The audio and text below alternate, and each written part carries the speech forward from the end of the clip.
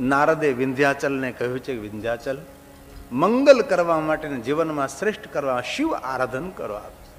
નારદના કહેવાથી વિંધ્યાચલ ઓમકાર નામના તીર્થમાં રહી ભગવાન મહાદેવનું આરાધન કરે છે. અને વિંધ્યાચલની પ્રાર્થનાથી, એમની તપસ્યાથી ભગવાન શંકરજી ત્યાં પ્રગટ થાય છે. વિંધ્યાચલને કહે છે આ વરદાન માગો. માંગણી કરે છે ભગવાન. સુંદર નર્મદાનું તટ છે, દિવ્ય ભૂમિ છે, ઓમકાર તીર્થ છે.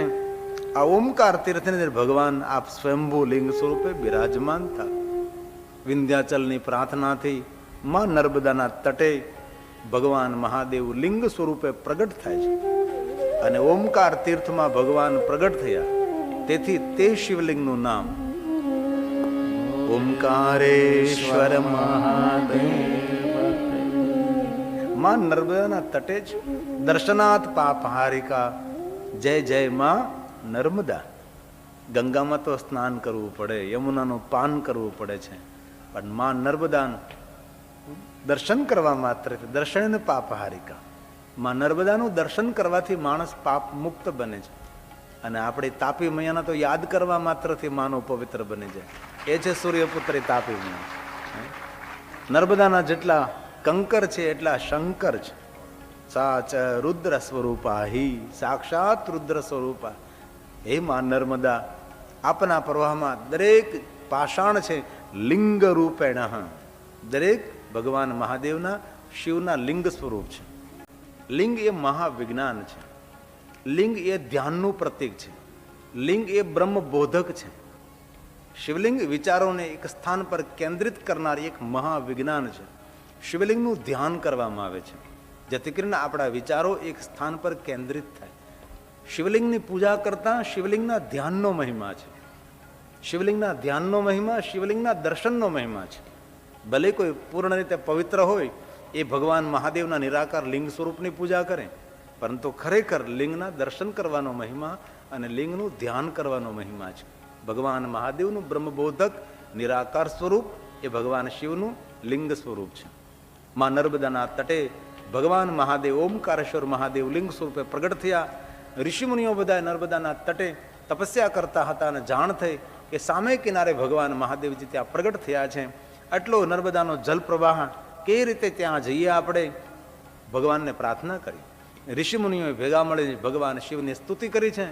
અને મહાત્માઓ ઉપર કૃપા કરવાને કારણે ભગવાન શંકરજી નર્મદાના બીજા કિનારે ઋષિમુનિઓને દર્શન આપે છે. મહાત્માઓને કહે વરદાન માગો. ઋષિમુનિઓએ કહ્યું છે ભગવાન, આપ સામે કિનારે લિંગ રૂપે પ્રગટ થયા, આપ તો જાણો છો એટલો માં નર્મદાનો જલ પ્રવાહ, કઈ રીતે મેં ત્યાં આપનું દર્શન કરવા માટે પહોંચી શકીએ? અમારી પ્રાર્થના છે પ્રભુ, અહીંયા પણ લિંગ રૂપે આપ પ્રગટ થાવ. ઋષિઓની પ્રાર્થનાથી ભગવાન મહાદેવ નર્મદાના બીજા તટ પર સ્વયંભૂ લિંગ સ્વરૂપે પ્રગટ થાય છે. અને તે શિવલિંગનું નામ છે બોલીએ મમલેશ્વર મહાદેવ. ક્યારેય પણ ઓમકારેશ્વર મહાદેવ આપ જાઓ તો બંને લિંગો મળીને એક જ્યોતિર્લિંગ બને છે. એક છે ઓમકારેશ્વર મહાદેવ, એક છે મમલેશ્વર મહાદેવ. અને ઓમકારેશ્વર મહાદેવ આપ જાઓ ત્યારે દર્શન કરીને ભાગો નહીં, તમે એક રાત્રિ તો રોકાવ. ત્યાં ઓમકારેશ્વર લિંગ, ઓમકારેશ્વર મહાદેવ તીર્થ સમિતિએ બહુ સુંદર વ્યવસ્થાઓ કરી છે. આટલા સુંદર ઘાટ બનાવ્યા છે માં નર્મદામાં સ્નાન કરવા માટે. કોઈ માણસ તણાઈ ન જાય, કોઈને ઈજા ન થાય, એના માટે બહુ સુંદર વ્યવસ્થાઓ કરી છે. ત્યાં એટલી બધી સુંદર સ્નાન કરવાની વ્યવસ્થા છે. એટલા સુંદર ઘાટો નિર્માણ કર્યા, આટલું સુંદર બોટિંગ છે. નર્મદાના જલપ્રવાહમાં આપણે બોટમાં બેસી વાણમાં હોડકામાં બેસીને વિચરણ કરી શકીએ. આવી બહુ સુંદર વ્યવસ્થા. ક્યારેક બાળકો લઈને જાવ તો પણ આનંદ આવે એવું છે. પણ આપણે શું કરીએ? તીર્થમાં જઈએ, તીર્થમાં ગયા નથી કે આપણે ભાગ્યા નથી, અથવા તીર્થમાં કોઈ જગ્યાએ જઈએ ને મોટી આપણે લાઈન ભળી જાય દર્શનાર્થીની, એટલે કે દૂરથી ભગવાન માની લે, હાલો આપણે દૂરથી પગે લાગી જાય ને જતા રહે. થોડો વિશ્રામ કરો તીર્થોમાં. કોઈ સારી જગ્યા હોય ત્યાં સુંદર મજાના રોકાવ, પછી તીર્થનો મહિમા જાણો. ત્યાંનો કોઈ સ્થાનિક ગાઈડ હોય એને પૂછો કે કયું કયું તીર્થ છે, કઈ કઈ વસ્તુ છે, આનો મહિમા શું છે. તો તીર્થમાં રહેતા બ્રાહ્મણો, તીર્થમાં રહેતા તીર્થવાસીઓને ત્યાંની બધી જ ખબર હોય છે. દરેક જગ્યાએ અમને પરમાત્મા તારા અસ્તિત્વનું દર્શન થાય. પેડમાં તું, પહાડમાં તું, સરિતામાં તું, સાગરમાં તું, ગગનમાં તું, અગનમાં તું, આકાશમાં તું, પ્રકાશમાં તું, દેવમાં, દાનવમાં, માનવમાં, જીવમાં, જંતુમાં પરમાત્મા તું ક્યાં નથી?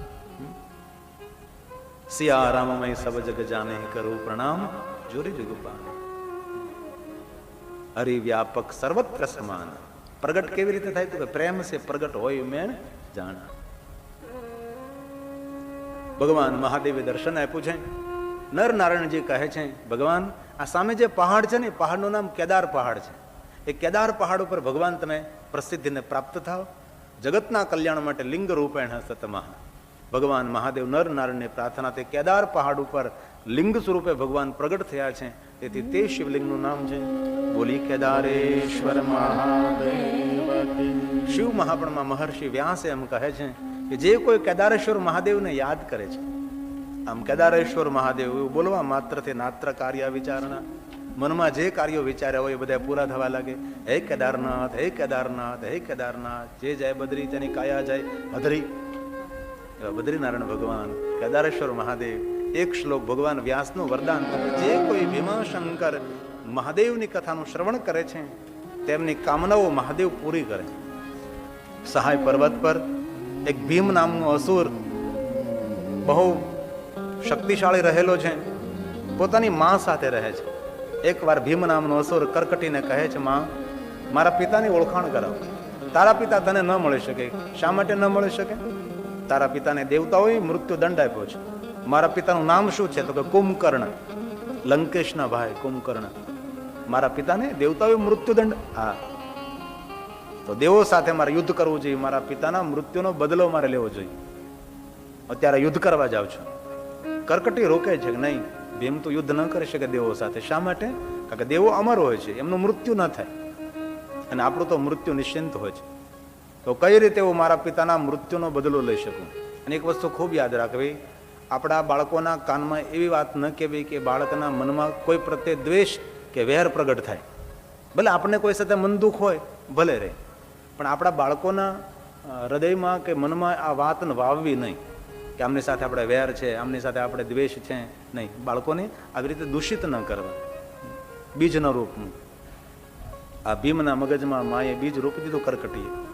તો શું કરું માં? મને તો કહે, ભીમ તું તપ કર. કોનું તપ કરું? બ્રહ્માજીનું. વરદાન માગી લે અમર બનવાનું. અમર બનવાનું વરદાન ન આપે તો અતુલ બળ માગજે. કોઈની તુલનામાં બળ ન હોય એવું તું બળ માગી લેજે, ત્યારબાદ યુદ્ધ કરજે. ભલે. ભીમ નામનો અસુર બ્રહ્માનું આરાધન કરવા લાગ્યો છે. એક પગ ઊંચો રાખ્યો, એક હાથ અધર રાખ્યો છે, નજર સૂર્યની સામે રાખી છે. 1000 વર્ષ સુધી આ ભીમ નામના અસુરે તપ કર્યું છે. આવું પુરાણમાં કહ્યું છે ને. પહેલા તો 1 લાખ વર્ષ આપણે જીવતા હતા, એમાંથી 10,000 વર્ષની આયુષ્ય થઈ, 10,000 માંથી 1000 વર્ષની આયુષ્ય થઈ, 1000 વર્ષમાંથી કલયુગ આવતા 100 વર્ષની આયુષ્ય થઈ, અને કલયુગ જેમ જેમ જતો જાય તેમ તેમ આયુષ્ય આપણી ઓછી થતી જાય. 100 વર્ષની આયુષ્યમાંથી ત્યારે 50ની આસપાસ થઈ ગયું. 1000 વર્ષ ભીમ નામના અસુરે તપ કર્યું. અંગમાંથી અગ્નિઓ પ્રગટ થવા લાગી છે, ઉર્જાઓ પ્રગટ થવા લાગી. દેવલોકની અંદર દાહ લાગવા લાગ્યો. દેવોએ જોયું કે કોણ તપ કરે છે? ભીમ નામનો અસુર બ્રહ્માનું તપ કરે. દેવો બ્રહ્માજી પાસે ગયા. બ્રહ્માજીને કહ્યું, પ્રસન્ન થાવ, વરદાન આપો તેને. બ્રહ્માજી આવે છે, ભીમ નામના અસુરને કહે, વરદાન માગ. માગણી કરી, મારું મૃત્યુ ન થાય. સાંભળ, જેનો જન્મ થયો તેનું મૃત્યુ થાય. બીજું વરદાન માગ. અન્ય કોઈ વસ્તુ માગી શકે છે. અતુલ બળ આપો, મારી તુલનામાં કોઈનું બળ નહીં. બ્રહ્માજી આ ભીમ નામના અસુરને બળ આપ્યું, પણ બુદ્ધિ ના આપી, સદબુદ્ધિ ના આપી.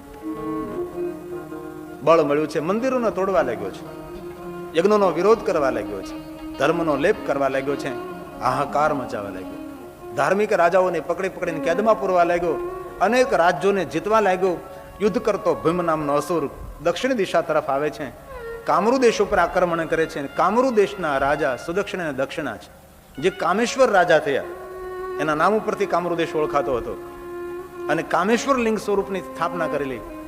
અને એમની વંશમાં સુદક્ષિણ અને દક્ષિણ આવે છે. અને બંને ભગવાન મહાદેવના પરમ ભક્ત છે. રોજ ભગવાન શંકરજીની પૂજા કરીને, પૂજા કર્યા બાદ મુખમાં જલ મૂકી આવા પરમ શિવ ભક્ત છે.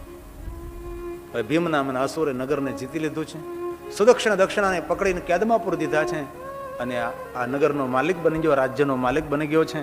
સુદક્ષિણ દક્ષિણા કેદમાં પડ્યા. એક દિવસ તો જલ ન પીધું, દિવસ જતો રહ્યો. કારણ કે જ્યાં સુધી ભગવાન શિવની પૂજા ન કરે ત્યાં સુધી મુખમાં જલ ન મૂકે. બીજો ને ત્રીજો તેમ કરતા 7 દિવસ પૂરા થયા. હવે દક્ષિણા કહે, સુદક્ષિણ આજે તો મારું પ્રાણ જતો રહેશે, કારણ કે જલ એ જીવન છે, જલ થકી સૃષ્ટિ છે, આ સૃષ્ટિ એ જલ આધારિત છે. આજે હું જલપાન નહીં કરું, પાણી નહીં પીવું, મારું મૃત્યુ થશે. આજે હું તમારો સાથ છોડી રહી છું. જ્યાં સુધી શિવ પૂજા ન થાય, મુખમાં જલ ન મુકાય. સુદક્ષિણ કહે છે, સાંભળ, મેં ઋષિમુનિઓના મુખેથી સાંભળ્યું છે કે કોઈ મહાદેવના ભક્ત હોય અને શિવ પૂજા કરવા માટે તેની પાસે કોઈ વ્યવસ્થા ન હોય તો મનથી ભગવાન મહાદેવની પૂજા કરે તો તેની પૂજા પૂર્ણ થઈ કહેવાય અને મુખમાં જલ મૂકી શકે છે. અને આમાંથી કોઈ પણ શિવ ભક્ત હોય, એમને એવું નિયમ હોય કે શિવ પૂજા કર્યા વગર મુખમાં અન્ન ન મૂકવું, શિવ પૂજા કર્યા વગર હું કોઈ કાર્ય ન કરું. ક્યારેક ટ્રેનમાં, પ્લેનમાં આપણે સફર કરતા હોય, કારણ કે કોઈ દેશમાં જાય તો આપણને 2 દિવસ નીકળી જાય, 30 કલાક, 36 કલાક નીકળી જાય. એવું પ્લેન ભટકાણું હોય, કટકે જવાનું, તો 40 કલાકે આપણે પહોંચીએ અમેરિકા ઘણી વાર. તો કારણ કે અહીંયા ઉતરવાનું, પહેલી જગ્યા સસ્તી, જેટલી ટિકિટ સસ્તી એટલા સ્ટોપ વધારે, જેટલી ટિકિટ મોંઘી એટલી સીધું ડાયરેક્ટ ફ્લાઇટ. પણ થાકી જવાય હો ભાઈ વિમાનમાં બેસી. અમેરિકા વાળા તો બહુ પૂરું કરે છે. ઓહો, એક તો જેગ લાઇટ લાગે, ત્યાં રાત્રિ હોય ત્યાં દિવસ હોય. અહીંયા આવીએ તો દિવસે નીંદર આવે અને ત્યાં જઈએ તો રાત્રે નીંદર ન આવે. એવું અપસેટ થઈ જવાય, કંઈ સાંભળાય નહીં, ખૂંજે નહીં. અમે તો પાછા સવારમાં ઉતરીને બહુ પછી કથા શરૂ કરીએ, ઊંઘમાં. આમ તો અમેરિકામાં રહેનારા માણસો અમેરિકા નહીં જોયું એટલું મેં અમેરિકા જોયું છે. ખૂણો જોઈ લીધો છે મેં. અને ભૂલથી એવું ન બોલવું કે એનારા લોકોમાં સંસ્કાર ન હોય. બહુ સંસ્કારી હોય છે, એટલી રિસ્પેક્ટ, એમની ઘરની ચોખ્ખાઈ. તમે મંદિરો તો જો એમના ઘરના, આહા, એવા મંદિરો તો આપણા ગામના ન હોય. એવા સુંદર મંદિરો ઘરની અંદર, એટલી સુંદર પ્રતિમાઓ, એટલી સુંદર મૂર્તિઓ. હું બહુ ફેર્યો છું. અને ભગવાનની એટલી ભક્તિ. અમેરિકામાં તો 4 કલાક ડ્રાઇવિંગ કરીને ત્યારબાદ ભગવાન ત્રયંબકેશ્વર મહાદેવ છે, બ્રહ્મગીરી પહાડ છે, એક બાજુ નીલ પહાડ છે, ઉપર નીલંબિકા માનું સુંદર દેવીનું મંદિર છે, રમણીય સ્થાન છે. ભગવાન ત્રયંબકેશ્વર મહાદેવ ત્યાં બિરાજે છે. ઇતિહાસ એવું કહે છે કે 3 લિંગ છે, તેથી ત્રયંબકેશ્વર મહાદેવ. પ્રથમ યુગમાં ત્યાં 4 શિવલિંગો હતા, ચતુર્થ લિંગ હતા. એક લિંગ બ્રહ્માનું પ્રતીક છે, એક લિંગ વિષ્ણુ ભગવાનનું પ્રતીક છે, એક લિંગ ભગવાન શિવ, બ્રહ્મા અને વિષ્ણુ ત્રિદેવતાઓનું સ્વરૂપ, એટલે ત્રયંબકેશ્વર મહાદેવ. 3 નેત્રો વાળા ભગવાન, 3 સ્વરૂપે બિરાજમાન ભગવાન શિવ. ચોથું લિંગ ઇન્દ્રના પ્રતીક સ્વરૂપે ત્યાં હતું, પરંતુ ઇન્દ્રએ અહલ્યા સાથે કપટ કર્યું, તેથી ભગવાન મહાદેવજી ઇન્દ્રનું જે લિંગ હતું ત્યાંથી હટાવી દીધું છે અને ત્રિલિંગ ત્યાં સ્થાપિત રહ્યા છે. એક શ્લોક બોલી અને સુંદર ભગવાન મહાદેવ ત્રયંબકેશ્વર મહાદેવની કથાનું આપણે ગાન કરીએ, સાંભળીએ. એક ક્ષણમાં જીવનના દરેક પાપોને મુક્ત કરનાર ભગવાન ત્રયંબકેશ્વર મહાદેવ છે. દક્ષિણ દિશામાં બ્રહ્મગીરી પહાડ છે. બ્રહ્મગીરી પહાડની પરિક્રમા કરતા 14 દિવસ લાગે છે. આપણે જેમ ગિરનાર પહાડની પરિક્રમા કરીએ તો 3.5 દિવસ જેવું લાગે. કૈલાસ પહાડને પણ, કૈલાસેશ્વર મહાદેવની પરિક્રમા કરતા પણ 3.5 દિવસ જેવું થાય. બ્રહ્મગીરી પહાડને 14 દિવસ લાગે છે. જો તમે કાર લઈને નીકળો તો 1 દિવસમાં પરિક્રમા કરી શકો છો. સાક્ષાત મહાદેવનું સ્વરૂપ બ્રહ્મગીરી પહાડ છે. બ્રહ્મગીરી પહાડની તલેટીમાં ગૌતમ ઋષિ રહે છે, સાથે અહલ્યાજી છે. મહાદેવના પરમ ભક્ત છે. 108 લિંગો સ્થાપિત કર્યા છે બ્રહ્મગીરી પહાડ પર. મહાદેવના પરમ ભક્ત છે ગૌતમ ઋષિ. ગૌતમેશ્વર મહાદેવ લિંગની જેમને સ્થાપના કરી છે. માનવની સેવા કરે છે, પશુઓની સેવા, પક્ષીઓની સેવા છે, વનવાસીઓની સેવા કરે છે, જેમનું જીવન અતિ દિવ્ય છે. બ્રહ્મગીરી પહાડ વિસ્તારની અંદર 1 વર્ષ માટે વરસાદ ન થયો, બીજા વર્ષે ન થયો, એક સાથે 100 વર્ષ વીતી ગયા, વરસાદ ન થયો. તેથી જલ સંકટ આવ્યું છે. અનાવૃષ્ટિ, કોઈ વરસાદ નહીં, પાણી, ચારો તરફ જલ. વૃક્ષો સુકાઈ ગયા, પક્ષીઓ બધા સ્થળાંતર કરવા લાગ્યા. બ્રહ્મગીરી પહાડમાં જે રહેતા હતા સૌ એક સ્થળ છોડીને બીજા સ્થળે જ્યાં નીર હતું ત્યાં સૌ જવા લાગ્યા, જ્યાં જ્યાં જલ હતું ત્યાં જવા લાગ્યા. ધીમે ધીમે વિસ્તાર ખાલી થવા લાગ્યો છે. પશુઓ પાણી નહીં મળતા, જલ નહીં મળતા મૃત્યુ પામવા લાગ્યા છે. હાહાકાર મચી ગયો. અહલ્યાજી કહે છે ગૌતમને, ગૌતમ વરસાદ થતો નથી, આ પશુઓ બધા પાણી વગર મૃત્યુ પામે છે, માનવો બધા સ્થળાંતર કરવા લાગ્યા છે, બધા વૃક્ષો સુકાઈ ગયા, હવે શું કરીએ? ગૌતમ કોઈ તપ કરો, કોઈ સાધના કરો, આપ તો ઋષિ છો, સમાજના હિત માટે આપ કઈ કરો. અહલ્યાના કહેવાથી આ ગૌતમજી વરુણદેવની ઉપાસના કરે, કઠિન ઉપાસના કરે છે અને સાધના ઉપાસના દ્વારા વરુણદેવને પ્રગટ કરે છે અને માંગણી કરે છે, વરુણદેવ વરસાદ વરસાવો. વરુણદેવ કહે છે ભગવાન શિવની જ્યાં સુધી આજ્ઞા ન હોય ત્યાં સુધી વરસાદ ન વરસાવી શકાય. સાંભળો ગૌતમ, 100 વર્ષ વીતી ગયા, વરસાદ નથી થયો. સાંભળો, તમને દુઃખ થશે, બીજા 100 વર્ષ સુધી વરસાદ નથી થવાનો. ગૌતમ રડવા લાગે છે અને કહેવા લાગે, અરે વરુણદેવ, આવા કઠોર ન બનો. આપ જલ એ જીવન છે, જલ થકી સૃષ્ટિ છે. જો માનવ જાત જલનો સંચય નહીં કરે, જલનો સંગ્રહ નહીં કરે તો માનવ બહુ દુઃખી થશે. વાણી અને પાણી જોઈ વિચારીને વાપરવા જોઈએ. બેફામ પાણીનો પણ ઉપયોગ ન કરાય અને વાણીનો તો ભૂલથી ન કરાય. આજે લોકો પાણીનો પણ ઉપયોગ કરે ને વાણીનો પણ ઉપયોગ કરે, એ ન કરાય. જલ એ જીવન છે આપણું. અને જો આપણે સૌ જાગૃત નહીં થઈ અને આ જલ સંકટ તમને ન સમજાય, એ કચ્છની ધરતીમાં રહેતા તેને સમજાય, એ સૌરાષ્ટ્રમાં રહેતા તેને સમજાય કે જલ વગર કેવી રીતે જીવી શકાય છે. અને આજની તો કાલ મોટું જલ સંકટ આવવાનું છે, કારણ કે ભારતની ધરતી પર ઓછામાં ઓછું પાણી છે. તેથી આપ સૌને મારી પ્રાર્થના, આજે 31/12 છે, આવતીકાલે 1 તારીખ થશે. સંકલ્પ કરીએ કે વધારે નહીં કરું આ દેશ માટે, પણ હું એક વૃક્ષ તો વાવીશ જ. એક વૃક્ષની હું સેવા કરીશ. ઘરના આંગણામાં હું વૃક્ષો વાવીશ. આંગણે વૃક્ષો કોઈ વાવ્યા હશે તો તેની રક્ષા કરીશ. તમારી જાણ ખાતર કહું છું, હમણાં હું ડુંગરપુર કથા કરવા ગયો હતો. આખા ભારતમાં સુંદર રળિયામણા શહેર તરીકે જો કોઈ એવોર્ડ મળ્યો હોય તો ડુંગરપુર રાજસ્થાનને મળ્યો છે. યાદ કરું કે ગુપ્તા સાહેબને. તમે જુઓ ડુંગરપુરની રોનક, કોઈ જગ્યાએ કચરો નહીં. આપણને એમ લાગે કે આપણે પ્રદેશમાં ફરીએ છીએ. એટલી ચોખ્ખાઈ, એટલું સુંદર સરોવર, એટલો પહાડ સુંદર શણગાર્યો છે, એટલા ફુવારાઓ, એટલા સુંદર બાગ બગીચાઓ, ઓડિટોરિયમથી લઈ પેલું જીમથી લઈને દરેક વ્યવસ્થા. કોઈ ગાય ભેંસ ગામમાં આટા ન મારે એવી વ્યવસ્થા કરી. એક જગ્યાએથી બોલો, આખા ગામને સંદેશ મળે. એક પણ લાઇટ ગામમાં બંધ ન હોય, એટલી સ્ટ્રીટ લાઇટ. હમણાં હું ત્યાં ગયો હતો. સુંદર એક પ્રેરણા પૂરી પાડનારું મોડલ એ રાજસ્થાનનું. આમ તો ત્યાં વનવાસી ભાઈઓ વસે છે, પરંતુ એ જાગૃત વ્યક્તિએ ગામને જગાડ્યું છે અને ગામમાં કોઈ કચરો પણ ન ફેંકે. એવું ચોખ્ખું ડુંગરપુર. અને ક્યારેક ફરવા પણ જજો, ડુંગરપુર જોવા જેવું છે એ રાજસ્થાન. આપણે પણ એ બધું જ કરી શકીએ છીએ. અહીંના ગામડાઓ પણ કેટલા ચોખ્ખા છે. કોઈ જગ્યાએ કોઈ કચરો નહીં,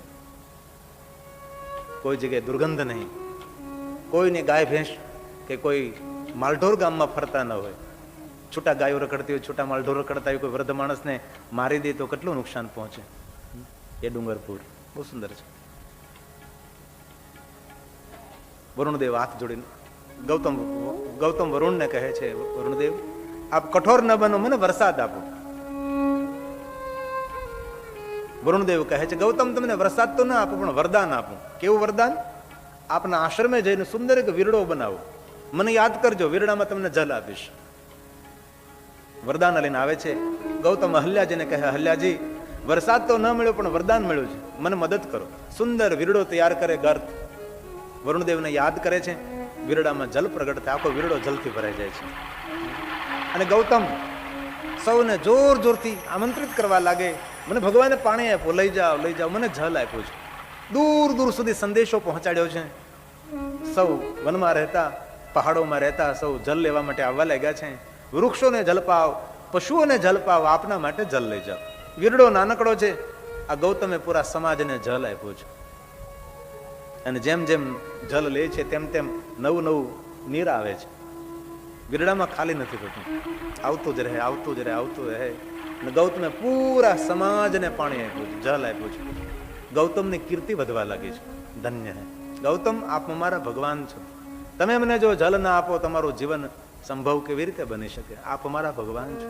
ચારો તરફ, ચારો દિશામાં ગૌતમની કીર્તિ ફેલાવા લાગી. શા માટે કીર્તિ ફેલાણી છે? ગૌતમે સમાજ માટે કંઈ કર્યું છે. આ દુનિયામાં પોતા માટે જે જીવે છે ને એની કીર્તિ નથી ફેલાતી. કીર્તિ કોની ફેલાય? જે કંઈક અલગથી કરે છે, કંઈક સમાજ માટે સારું કરી રહ્યા છે.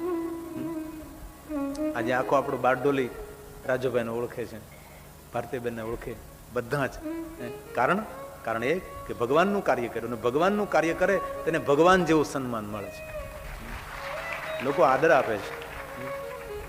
અને બહુ હું તો આદરથી કહું છું કે અમને ધન્યતા આપવાની જરૂર નથી, અમને પ્રણામ કરવાની જરૂર નથી, પણ પુણ્યવાન માણસોને પગે લાગી લઈને તો પણ આપણને કથા કરવાનું પુણ્ય મળે છે. એટલી મોટી વ્યવસ્થા, આયોજન કોઈ નાની વાત થોડી છે ભાઈ. પંછી પાણી પીને સે ઘટે ના સરિતા નીર, ધર્મ કીએ ધન ના ઘટે, સહાય કરે રઘુવીર. ભગવાન આપી રહે ભાઈ, પ્રભુ આપી રહે છે. સત્કર્મોથી જીવનને શણગારીએ, ભક્તિથી જીવનને ભરી દઈએ. આપણાથી કોઈને દુઃખ ન થાય, થઈ શકે તો કોઈની સેવા કરીએ. એક શબ્દ પણ એવો ન બોલીએ કે આપણાથી કોઈને દુઃખ થાય. મૌન રહેવું. શંકરને મૌન પ્રિય છે, જંગલોનું મૌન પ્રિય છે, ઝરણાઓનું બોલવું પ્રિય છે.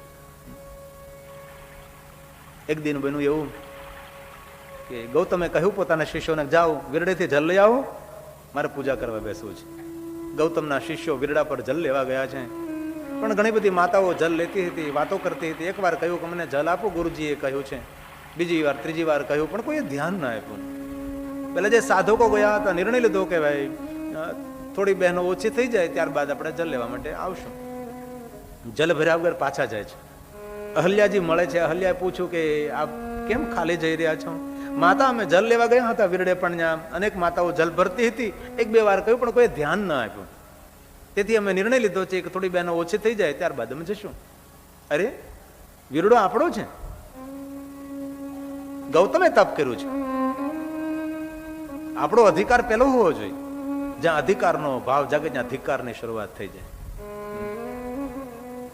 અહલ્યા વીરડા પર ગયા છે ને બધી બહેનો જે જલ ભરતી હતી તેને કહેવા લાગે છે, મારા પતિએ તપ કર્યું છે, વીરડો અમારો છે, તમારે અમને પહેલા પાણી આપવું જોઈએ. મારા પણ જ્યાં પ્રગટ થાય ત્યાં મારા મારી શરૂ થાય છે. ભગવાન તારું તારું, આ બધું તારું છે. કરતો હરતો જે કાંઈ તું કરે છે, હું તો નિમિત્ત માત્ર છું. અમારા મૂર્ધન્ય વક્તાઓ પણ એમ બોલે, નિમિત્ત માત્ર જજમાન, એવું બોલે, નિમિત્ત માત્ર. એટલે પ્રકૃતિ જે નિર્ણય લીધો એ નિર્ણય હોય જ, પણ આપણને નિમિત્ત બનાવી દે. મને કથા કહેવામાં નિમિત્ત બનાવે, તમને આયોજન કરવામાં નિમિત્ત બનાવે, આ સૌને સાંભળવા માટે નિમિત્ત બનાવે. ભગવાન શંકર કીર્તિ આપનારો દેવ છે. ભગવાન મહાદેવજી શ્રેષ્ઠતા આપનારો દેવ છે. મહાદેવજી મહાનતા આપનારો દેવ છે. મિત્રો પંખો કરીને પણ હવાનો અવાજ આવે છે. કઠિન તપ, આરાધન, સાધના અને ગૌતમ અને અહલ્યાની પ્રાર્થનાથી ભગવાન શંકરજી પ્રગટ થાય છે. મહાદેવજીએ કહ્યું કે ગૌતમ સાંભળો, આપ મને આજ્ઞા કરો.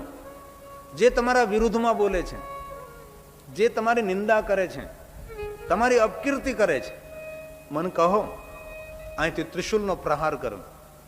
જેટલા જેટલા તમારી અપકીર્તિ તમારી નિંદા કરે છે એમના પર પ્રહાર કરો ને સૌને બાળીને ભસ્મ કરો.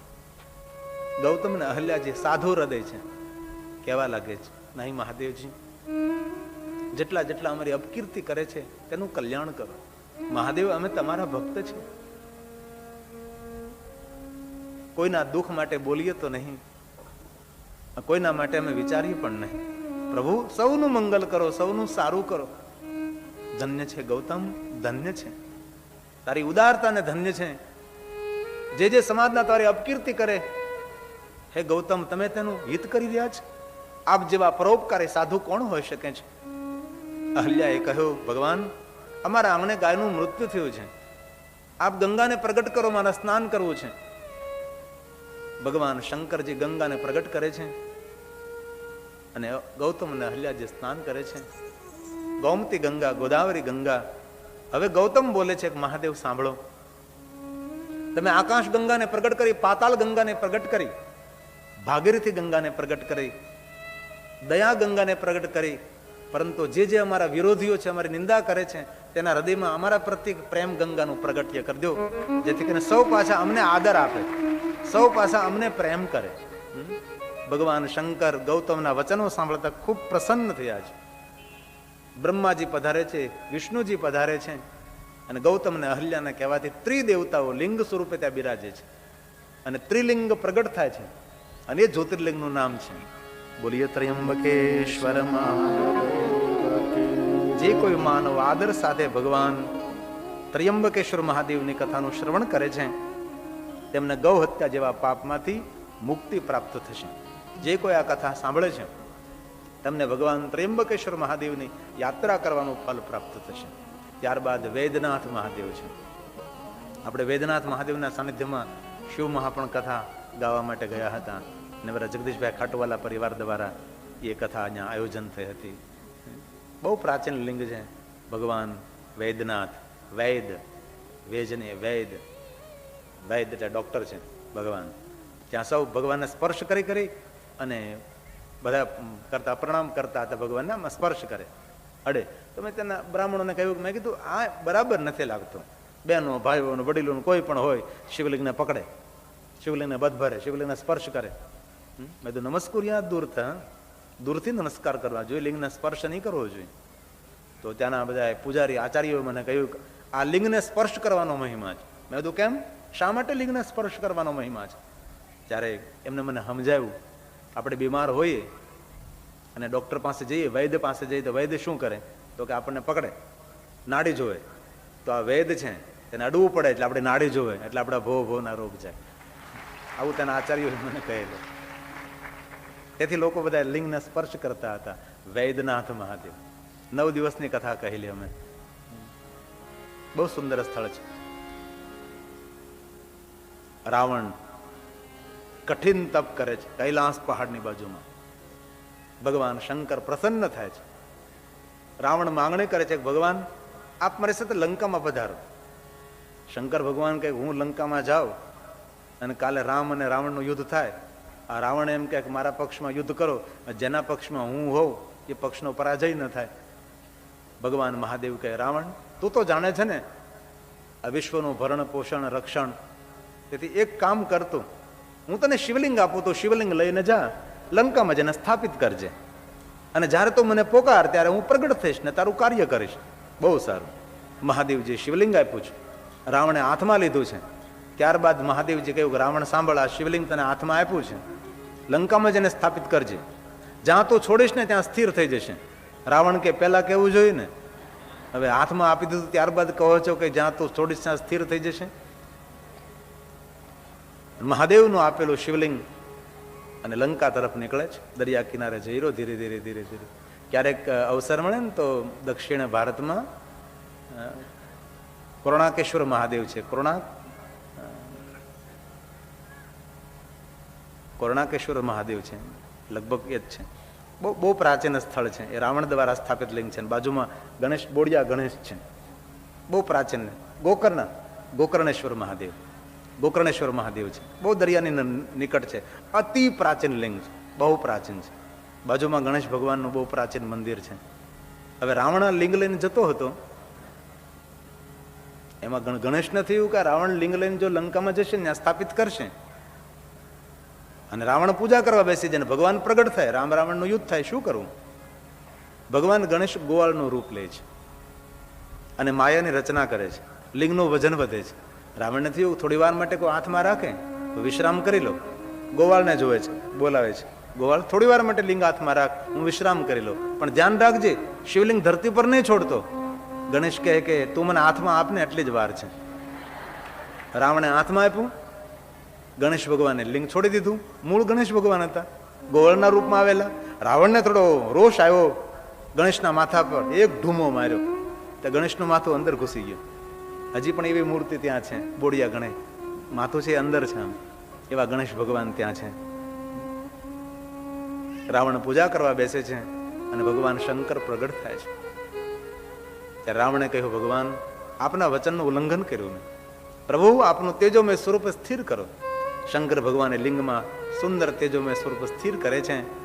રોગને શોકને દૂર કરનારું જ્યોતિર્લિંગ બને છે અને જ્યોતિર્લિંગનું નામ છે બોલીએ વૈદ્યનાથ મહાદેવ. ત્યારબાદ દારૂકા વનની અંદર દારૂકા અને દારૂકા નામની રાક્ષસી રહે છે. ઘનઘોર જંગલ છે, વનવાસીઓને લૂંટવાનું કામ કરે છે. દારૂકા અને દારૂક વનવાસીઓ ત્રાહિમામ થયા ઓરવ ઋષિ ત્યાં રહે તેમની પાસે ગયા અને કહ્યું કે આ રાક્ષસ અને રાક્ષસીના દુઃખમાંથી અમને મુક્ત કરો. ઓરવ ઋષિ બોલાવે છે દારૂકાને અને કહે છે સ્થળાંતર કરો. દારૂકા સ્થળાંતર કરે છે અને સમુદ્રમાં જઈને વસવા લાગે છે. અને ત્યાં જે વાણમાં જે ધન કમાઈને આવે છે વેપારીઓ તેને લૂંટે છે. સુપ્રિય નામનો વેશ તેને પકડે છે, ધન લૂંટી લે છે, જેલમાં પૂરી દે. સુપ્રિય નામનો વેશ દારૂકા વનમાં શિવનું આરાધન કરે છે અને સુપ્રિય નામની વેશની રક્ષા માટે આ વેપારી છે પ્રદેશમાંથી ધન કમાઈને આવે છે. એમની પ્રાર્થનાથી ભગવાન શંકર દારૂકા વનમાં પ્રગટ થયા અને સુંદર જ્યોતિર્લિંગ સ્વરૂપે પ્રગટ રહ્યા. એ જ્યોતિર્લિંગનું નામ છે બોલીએ નાગેશ્વર મહાદેવ.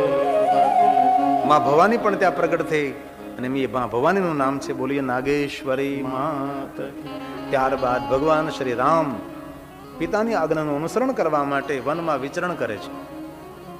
લંકા તરફ જવા માટે સાગર કિનારે પહોંચે છે અને ભગવાન પ્રભુ રામ હનુમાનજીને કહે સુંદર શિવલિંગ લઈને આવો. હનુમાનજી શિવલિંગ લેવા માટે જાય છે. આવતા સમય નીકળી જાય. રામજી વેળુનું લિંગ બનાવે છે, ભગવાનની પૂજા કરે, આહ્વાન કરે. ભગવાન શંકરજી દર્શન આપે છે. ભગવાન રામની પ્રાર્થનાથી સુંદર શિવલિંગ રૂપે ભગવાન શિવ ત્યાં પ્રગટ રહ્યા. રામ દ્વારા સ્થાપિત શિવલિંગ, તે શિવલિંગનું નામ છે બોલીએ રામેશ્વર મહાદેવ. હનુમાનજી મહારાજ શિવલિંગ લઈને આવે છે. લ્યો પ્રભુ આ સુંદર શિવલિંગ આપના માટે. રામજી કહે છે લિંગની સ્થાપના થઈ ચૂકી છે, આપ હવે આપના કરકમલો દ્વારા લિંગ સ્થાપના કરો. એક બાજુ રામેશ્વર છે ને બાજુમાં જ હનુમાનજી મહારાજ લિંગ સ્થાપના કરે છે અને એ શિવલિંગનું નામ છે બોલી વિશ્વેશ્વર મહાદેવ. જે રામેશ્વર ગયા હોય તેને ખબર હોય બે શિવલિંગો ત્યાં છે. એક બાજુ હનુમાનજીએ સ્થાપેલું છે, એક બાજુ રામજીએ સ્થાપેલું છે. વિશાલાક્ષી, મીનાક્ષી અને કામાક્ષી આ ત્રણ દેવીઓ આપણે ભારતની સુપ્રસિદ્ધ દેવી છે. કામનાઓ પૂરી કરનારી કામાક્ષી છે. મીન જેવી એટલે માછલી જેવી જેની આંખો છે મીનાક્ષી છે. અંતિમ 12મું જ્યોતિર્લિંગ ગુષ્મા નામની એક મહિલા એમના દ્વારા પ્રગટ થયેલો આ લિંગ છે. દક્ષિણ દિશામાં દેવગીરી પહાડ છે, દેવ સરોવર છે. દેવ સરોવરના કિનારે સુધર્મા નામના બ્રાહ્મણ મહાદેવના પરમ ભક્ત, એમની પત્ની સુદેહા છે. સુદેહાને સંતાન નથી થયું તો આ સુદેહા પોતાની નાની બહેનને પોતાના પતિ સાથે પરણાવે છે, જેમનું નામ ગુષ્મા છે. મહાન શિવ ભક્ત છે ગુષ્મા. અને ગુષ્મા દ્વારા પુત્ર જન્મે છે અને પુત્ર મોટો થાય તેને પરણાવે છે અને પુત્ર વધુ સાથે ને પુત્ર સાથે આ સુદેહાને મન દુઃખ થાય છે અને આ સુદેહા પોતાની બહેન ગુષ્માના પુત્રની હત્યા કરે છે અને હત્યા કરી તેના શબના ટુકડાઓ એ દેવગીરી પહાડની બાજુમાં દેવ સરોવર છે જ્યાં ગુષ્મા 101 પાર્થેશ્વર લિંગ રોજ વિસર્જન કરતી હતી. ત્યાં પોતાના પુત્રના શબના ટુકડાઓ સરોવરમાં ડુબાડી દે છે અને પુત્રની હત્યા થઈ. જાહેર થયું, સૌ લોકો આવવા લાગ્યા, રોકકળ થવા લાગી. ગુષ્મા શિવની પૂજા કરે છે. કોઈએ કહ્યું ગુષ્મા તારા પુત્રની હત્યા થઈ છે, પૂજા બાકી છે. પુત્રની હત્યા થઈ તો પણ મનને એકાગ્ર રાખી શિવ પૂજા પૂર્ણ કરી. ગુષ્માએ 101 શિવલિંગ હાથમાં લઈ દેવ સરોવરના કિનારે જાય. સૌ લોકો બોલવા લાગે છે આ કોઈ માં છે, પુત્રની હત્યા થઈ, પુત્ર વધુ રડે છે, લોકો અપકીર્તિ કરે છે, ભક્તિની અપકીર્તિ કરે. આને ભક્તિ કહેવાય? આ કોઈ માં છે? મૌન રહે છે. અને ભગવાનના ભક્તોએ મૌન રહેવું. બોલે તેને બોલવા દો, કહે તેને કહેવા દો. એવા રે અમો એવા તમો કહો છો તેવા. ભક્તિ કરતા ભ્રષ્ટ થશું તો કરશું દામોદરની સેવા. મનને એકાગ્ર રાખવું. કોણ શું આપણા માટે બોલે છે, કોણ કહે છે, એમાં જો આપણે પડીએ તો આપણો વિકાસ ન થાય, ભક્તિ માર્ગ આપણો રૂંધાઈ જાય. દુનિયા અપકીર્તિ કરવામાં મશગુલ હોય છે, આપણે ભગવાનનું કીર્તન કરવામાં મશગુલ રહેવું. ગુષ્મા 101 શિવલિંગ સરોવરમાં વિસર્જન કરે છે. શિવલિંગ ધીમે ધીમે કરતા સરોવરના નીચે જાય, જલમાં જાય છે, ડૂબવા લાગે છે. ગુષ્માજીએ પ્રાર્થના કરી, ભગવાન તારી પાસે કોઈ દિવસ માગ્યું નથી, આજે માગું છું. મારી પાર્થેશ્વર મહાદેવ પૂજાનો સ્વીકાર કર્યો હોય અને તારી પૂજા ખંડિત ન કરી હોય તો આજે મને દીકરો મારો આપ, મારો જીવત દીકરો આપ. સરોવરમાંથી ભગવાન શંકરજી ગુષ્માના દીકરા લઈને બહાર નીકળે છે. લે ગુષ્મા, આ તારો પુત્ર છે. આ તારી બહેન સુદેહા છે ને, ઈર્ષાને કારણે તારા પુત્રની હત્યા કરે છે. તું કહે તો આ સુદેહાને મૃત્યુદંડ આપું. ગુષ્મા કહે નહીં મહાદેવજી, એમનું મંગલ કરો. આ શિવ ભક્તોનું લક્ષણ છે. કરે લાખ બુરાઈ તો પણ હું ભલાઈ કરું. આ મહાદેવના ભક્તોનું લક્ષણ છે. સૌનું સારું થાય, સૌનું કલ્યાણ થાય. ભગવાન મહાદેવ કહે ગુષ્મા માગ. માંગણી કરી લિંગ રૂપેણ સતમાં ઘુષ્માની પ્રાર્થના ત્યાં ભગવાન મહાદેવજી લિંગ રૂપે પ્રગટ થયા છે. સુંદર શિવલિંગનું પ્રાગટ્ય થયું, તે શિવલિંગનું નામ છે બોલી ઘુષ્મેશ્વર મહાદેવ. આવી રીતે 12 જ્યોતિર્લિંગોની કથા શિવપુરાણમાં વિસ્તૃત કહી છે. અને જે કોઈ